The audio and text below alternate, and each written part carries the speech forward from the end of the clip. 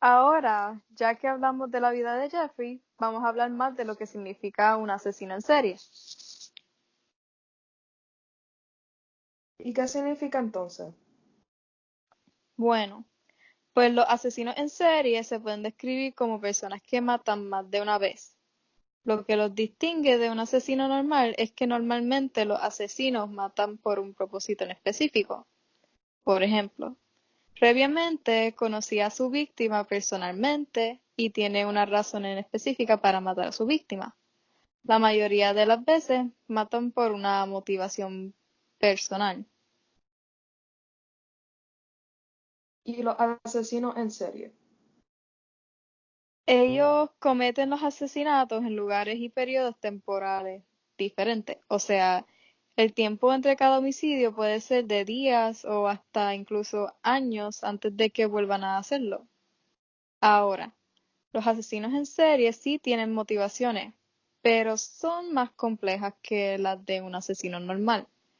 Estos asesinos en serie matan varias veces y mayormente es por la satisfacción de haber cometido el acto de matar. Ellos tienen una total falta de remordimiento y su motivación se caracteriza principalmente como un impulso o varios impulsos psicológicos. Sí, impulsos psicológicos como la necesidad de poder o dominar y hasta incluso las compulsiones sexuales. Exactamente. Muchos de estos impulsos son por fantasías sexuales que tienen el asesino en serie. Esta característica se le conoce como parafilia. Se describe como conductas o impulsos sexuales anormales. Jeffrey Dahmer exhibió signos de parafilia en su adolescencia, ya que esta es la etapa en que los jóvenes empiezan a pasar por la pubertad y fantasías sexuales vienen atadas con esta misma. Esto provoca un aumento de la obsesión con pornografía, el voyeurismo e incluso la violencia. Ahora, el voyeurismo es cuando una persona espía a otra persona, mayormente a la afuera de su casa, y mirando por dentro de las ventanas de esas personas con el propósito de excitarse. Otros motivos incluyen la venganza, humillación, pobreza y otros motivos relacionados con el trauma infantil. ¿Y por qué está relacionado con el trauma infantil? Mayormente, estas motivaciones en específico tienen mucho que ver con el ambiente familiar donde se desarrolló el asesino en serie. La mayoría de los asesinos en serie vienen de familias disfuncionales, llenos de abuso, falta de amor o negligencia. Esto ocasiona el trauma en un asesino en serie tal como Jeffrey Dahmer, quien también creció en un hogar disfuncional, como ya mencionamos. Esto es una gran motivación para los asesinos en serie cometer esos homicidios. Por ejemplo, la venganza puede ser dirigida contra las mujeres, tal vez debido al abuso de parte de la madre del asesino, y así se de las desquita con sus víctimas ese odio que tiene por dentro. De hecho, no solo podría ser la madre, sino también un amante que podría desempeñar un papel importante en los asesinatos. Ted Bundy es un ejemplo de esto. Él tuvo una novia que luego lo dejó. Desde entonces, esa humillación y ese rencor por su exnovia lo llevó a asesinar a varias mujeres con la misma característica que ella, aunque la influencia de la familia disfuncional también estuvo presente. Además, Bundy siempre tuvo complejos de no ser tan rico o venir de una familia rica, y siempre los resentía por eso, y se desquitaba con las mujeres que mató lamentablemente. De ahí es donde viene la motivación de la pobreza.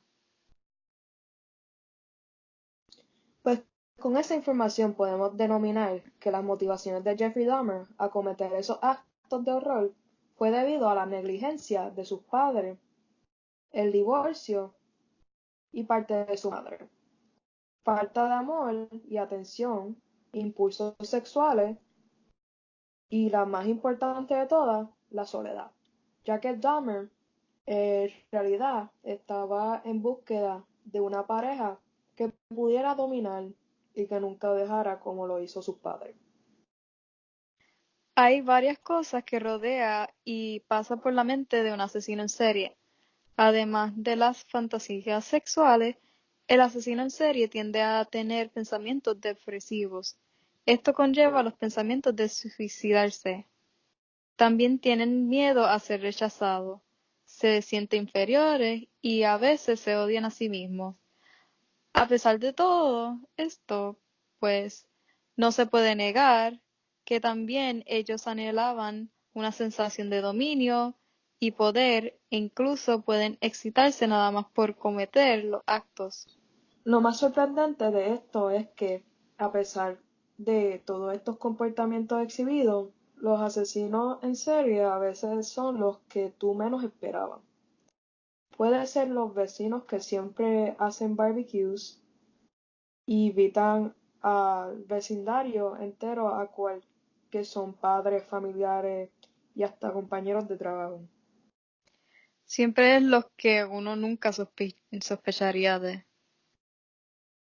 Nadie sospecha de ellos porque son expertos en escondiendo sus secretos y son buenos manipuladores. Te pueden mentir a la cara y mantener esa fachada con una sonrisa en su cara. No ves que son muy buenos en actuando normal, ya que no tienen ningún remordimiento ni sentido de culpa, que para ellos se les hace fácil. Es como un sociopath. Exacto. Ellos no siguen ese estereotipo que los describe como estos hombres o mujeres espeluznantes que actúan antisocial, que tienen sótanos donde aguardan a sus víctimas. No, porque los asesinos en serie mayormente son los que tú encuentras amistosos y no alarmantes. Ahora, la pregunta que todo el mundo quiere ver contestada. ¿Cuál es?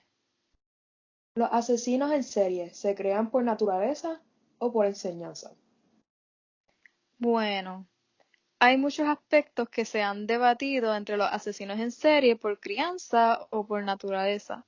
Y la realidad del caso es que no es confirmada cuál de las dos en verdad lo ocasiona.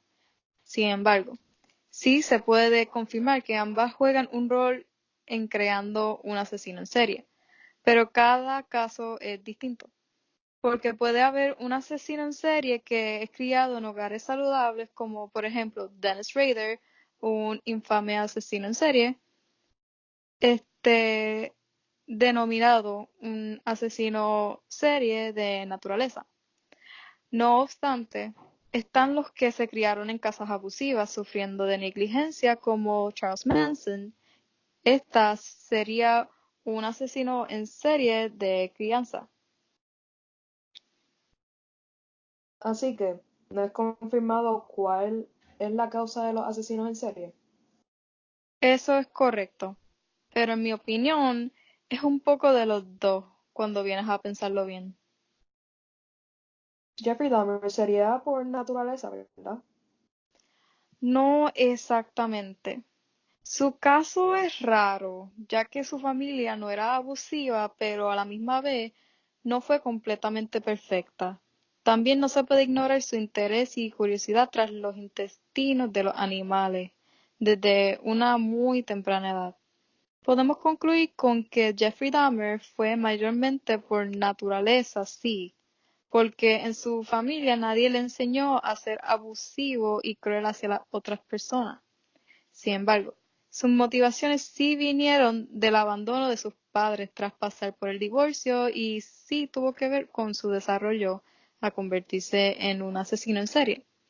Así que podemos decir que es una combinación de naturaleza y enseñanza. ¿Hay algo más que afecta el comportamiento de un asesino en serie? No es cierto. Sí, eso es verdad. Lo que también puede afectar este comportamiento es la estructura del cerebro como tal.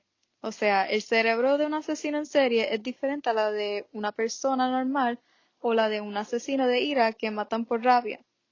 Los asesinos de ira tienen un funcionamiento pobre de la corteza prefrontal, que esa es la parte al frente de nuestro cerebro que participa en la regulación y el control de nuestro comportamiento.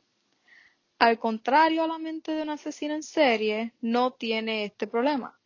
De hecho, tienen una corteza prefrontal de alto funcionamiento. Sin embargo, ellos tienen una amígdala de bajo funcionamiento. Esta es la área que regula las emociones que involucran la empatía, conciencia y remordimiento. Se dice que los asesinos en serie tienen una amígdala reducida de aproximadamente 18%.